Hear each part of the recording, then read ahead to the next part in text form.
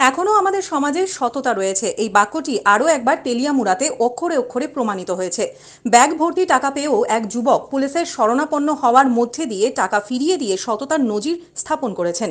এখানে উল্লেখ করা প্রয়োজন, শুক্রবার তেলিয়ামুড়া মহকুমা শাসকের কার্যালয়ে কল্যাণপুরের জনৈকা মহিলা খেলা রানী ঘোষ উনি ওনার কোনো ব্যক্তিগত কাজে তেলিয়ামুড়া মহকুমা শাসকের কার্যালয়ে গিয়েছিলেন। তারপর অফিসের কাজ শেষ করে চাকমাঘাটে কোনো একটা হোটেলে খাবার খেয়ে আসার পথে ওনার টাকা ভর্তি ব্যাগ কোনোভাবে হারিয়ে যায়।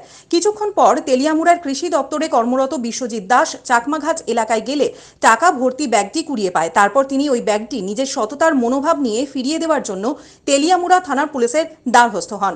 এর পাশাপাশি সামাজিক মাধ্যমে এই ব্যাপারে ব্যাপক প্রচার সংগঠিত হওয়ার পর অবশেষে শনিবার রাতে খেলা রানী ঘোষ তেলিয়ামুড়া থানার পুলিশের কাছ থেকে উপযুক্ত প্রমাণ দিয়ে নিজের এই টাকা ভর্তি ব্যাগ ফেরত নেন বিশ্বজিৎ ও পুলিশের হাত থেকে।